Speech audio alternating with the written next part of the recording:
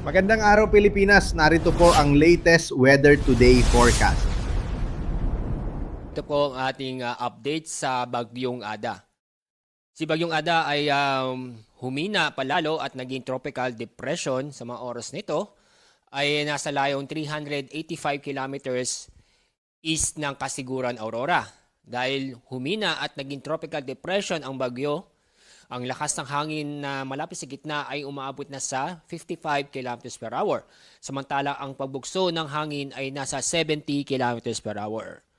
At yung makikita sa ating latest image, yung kaulapan na dala ng bagyo ay unti-unti nababawasan kumpara nung kagabi.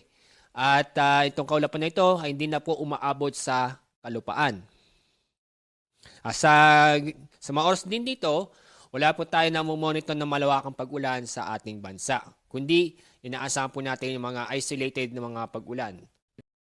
Pero, kahit na malayo ang bagyo, papalayo sa lupa, minaasahan tayo malalakas na hangin dulot ng amihan at itong indirect effect ng bagyo. Ngayong araw, may inaasahan tayong malalakas na hangin mostly sa Luzon. Ito ay sa Batanes, Cagayan, Isabela, Quirino, Ilocos Norte, Abra, Aurora, Iloilo Islands, Cam Norte, Camsu, Catanduanes at Northern Samar.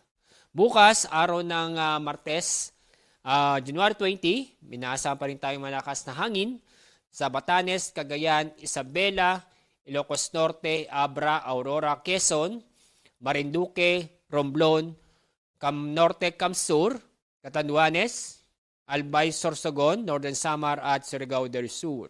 Sa araw ng Miyerkules, January 21, patuloy na yung mga karanas ng malakas na hangin sa Cagayan Valley, Ilocos Region, Abra, Aurora, Bulacan, Calabarzon, Mimaropa, Bicol Region, Northern Samar, ganoon din sa Eastern Samar, Negros Occidental, Negros Oriental, Cebu, Antique, Aklan, Iloilo, Guimaras, Dinagat Island, Surigao del Sur, Agusan del Norte at Davao Oriental. So mostly po sa araw nito ay Luzon, Visayas at meron din sa silangang bahagi ng Mindanao.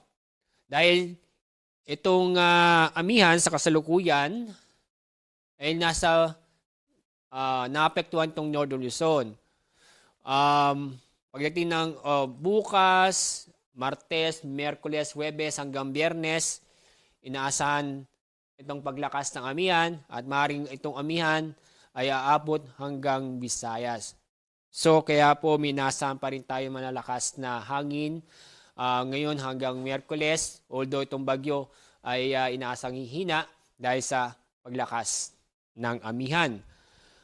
Sa mga oras din to, wala tayong nakitang bagong LPA o bagyo sa loob ng PAR bukod sa Kiada o sa labas ng ating Philippine Area of Responsibility.